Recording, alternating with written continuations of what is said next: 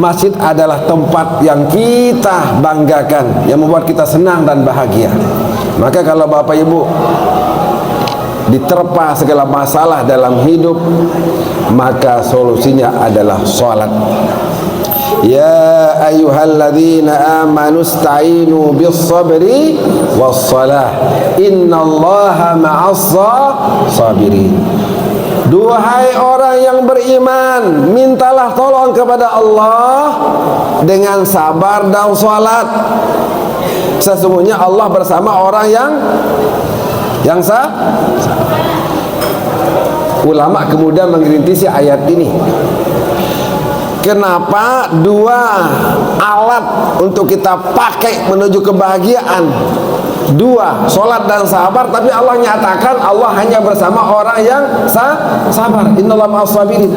Kenapa tidak ada juga Allah bersama orang yang sholat dan Allah juga bersama orang yang sabar? Maka ulama tafsir menyebutkan li'anna sholata bila sabrin jasadun bila ruh. Sholat tanpa kesabaran laksana jasad tanpa nyawa. Kena sabar Bapak Ibu, kena sabar. Itu adalah sholat, itu sabar. Acap kali kita punya mental rintis, mental hujan. Begitu rintis, hujan sedikit, tidak jadi ke masjid. Mental pengantok, non ngantok sekedik burung cuk masjid. Mentalnya kerdil. Lihat saudara-saudara kita yang ada di Palestina, mereka menuju tempat sholat itu di bawah deru senapan dan bom. Kita hanya ngantuk sedikit, kita jadi ke masjid. Lunasan, betul. Hujan sekedik di narat pajang, burung ke masjid. Sehingga di masjid hanya 4 saf. Saprudin, Syafi'i, Sapigong. Mudah-mudahan di Nurul Huda, Ustaz, di Nurul Huda sholat subuhnya ramai.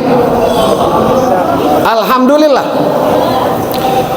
Rasulullah SAW katakan, inna asqalas salati alal munafiqin salatul fajri wa salatul isya law ya'lamuna an-nasu ma fihima la atauhuma walau habwan.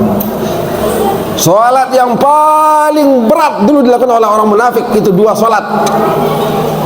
Salat subuh, salat isya. Sila sengke niki pas salat isya aru bareng sembahyang dulu, masih belum waktu, masih belum acara, silge undur salat isya, non tidam astagfirullah lupa sembahyang. Gara-gara telat salat isya. Apalagi salat subuh. Nah, orang-orang munafik zaman Rasulullah berat hadir salat isya dan salat subuh. Maka kalau kita ingin Bapak Ibu sekalian melihat siapa diri kita, bagaimana iman kita, bagaimana kita berkorban untuk akhirat kita, subuh. Kalau bapak-bapak hadir, alhamdulillah. Pertanyaannya, anak-anak kita hadir tidak? Anak-anak kita hadir tidak? Tanggung jawab ibu. Makin tiang analogikan. Putra putri ibu sedang tidur nyenyak di dalam kamar. Terjadi kebakaran, api membubung tinggi di rumah ibu. Ada kesempatan ibu untuk membangunkan anak ibu, tapi ternyata pintunya terkunci dari dalam. Apa yang ibu lakukan? Dobrak pintu. Agar apa? Agar anak kita selamat dari kobaran api. Neraka jahanam itu lebih dahsyat Bapak Ibu untuk anak-anak kita. Kenapa kemudian kita biarkan anak-anak kita, kemudian sekali kita bilang bangun nak sholat, mereka bareh bu, nimbal pun tidak. oros icak belong. Nah, 2-3 kali nembani ya ticak malik. Wah, 2 kali tukang urut. Ini yang paling penting Bapak Ibu. Wa'mur ahlaka bis salati wastabir 'alaiha. La nas'aluka rizqan nahnu narzuquk wal 'aqibatu lit taqwa. Ibu yang hebat adalah ibu yang selalu mendidik putra-putrinya sholat, bersabar melaksanakan ibadah sholat. Nah, la nas'aluka rizqa, firman Allah, kami tidak meminta rezeki kepadamu. Sholat itu tidak akan mengurangi rezekimu. Sholat itu tidak akan mengurangi kesehatanmu. Nahnu narzuquk, kami yang beri rezeki kepadamu, rezeki sehat walafiat. Anak-anak kita merupakan tugas kita. Anak-anak kita merupakan amanah yang harus kita berikan mereka pendidikan.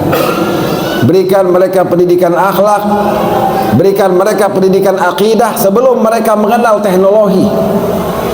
Tapi kalau teknologinya mulai dari awal mereka hadir bersama kita, maka teknologi itu yang akan menguasai mereka. Lamun terima SMS ya anak jarin jelap nama HP. Lagu lamun tembus dengan toa sekan nimbal. Betul Bapak Ibu? Nah, iya wah, sebab sudah pada dapat pacutan diingat. Ya, ini yang terjadi. Maka jangan pernah berharap kalau kita ingin anak-anak kita soleh dan solihah. Ya Allah, jadikanlah anak saya anak yang soleh-soleh ya Allah. Tapi ikhtiar menuju kesalehan anak itu tidak ada. Suruh kanak pacu ngaji, ya dia doang ngaji jangan toa. Suruh kanak rajin jok masjid, ya dia doang hadir sembahyang jok masjid. Nah ini masalah nih. Maka keteladanan yang paling kita berikan kepada anak kita yang paling penting. Kemudian doa. Doa, pernahkah Bapak Ibu baca dalam sujud terpanjang dalam sholat Bapak Ibu? Ketika sujud terakhir perpanjanglah doa. Atau sujud manapun, tidak harus terakhir Bapak Ibu. Teriakkan nama putra-putri kita dalam hati. Teriakkan nama-nama mereka. Baca berulang-ulang doa Nabi Ibrahim alaihissalam. Rabbi ja'alni muqimas salati wa min dzurriyyati rabbana wa taqabbal du'a. Hafal demi Ibu? Tunas dibaca. Rabbi ja'alni muqimas salati wa min dzurriyyati rabbana wa taqabbal du'a. Tunas. Rabbi ja'alni muqimas salati wa min dzurriyyati rabbana wa taqabbal du'a. InsyaAllah dengan doa ini apa yang menjadi hajat kita untuk anak-anak kita akan dikaruniai oleh Allah Subhanahu wa ta'ala. Yang kedua, yang sering kali menjadi masalah umum di masjid mana-mana, kenapa tidak banyak datang berjamaah ke masjid? Kadang karena imam, mohon maaf. Kalau Nurul Huda masjidnya dipenuhi oleh para tokoh ahli Al-Quran. Di tempat-tempat yang lain yang jadi masalah adalah imam, bacaannya bermasalah. Padahal Ampura Agung ya toa pageran wah beh telah mengkritikan bacaan wah lagu masih doan milih jari imam yang kanggu dengan lain. Mulakan ihdinas siratal mustaqim. Lagu ia baca ihdinas siratal mustaqim. Wah sedekati wah bacaan. Nen tahun nen kenjak jamaah milu berjamaah. Niki masalahnya.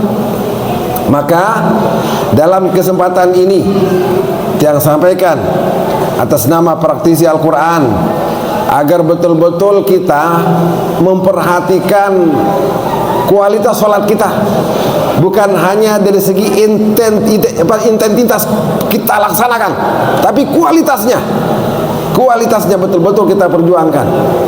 Semua rukun, semua sunnah, semua adab, khusyuk, semuanya kita datangkan. Inilah makna daripada wa aqimus salata wa atuz zakah. Dirikanlah salat.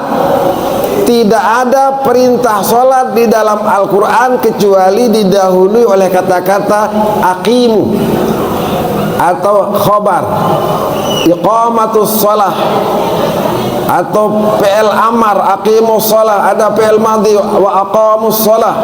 Semuanya diawali dengan kata-kata iqamah, mendirikan.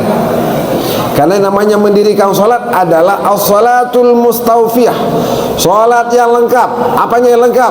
Bisyurutiha, syarat-syaratnya, wa arkaniha, rukun-rukunnya, wa sunaniha, sunat-sunatnya, wa adabiha, adab-adabnya, wa khusyu'iha, khusyuknya. 5 item yang harus kita datangkan di dalam sholat kita sehingga sholat kita berkualitas. Bacaannya, sunatnya